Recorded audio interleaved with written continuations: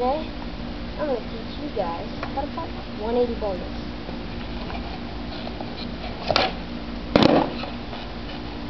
For the 180 bonus, you probably need to know bonus, and you probably need to know 180s.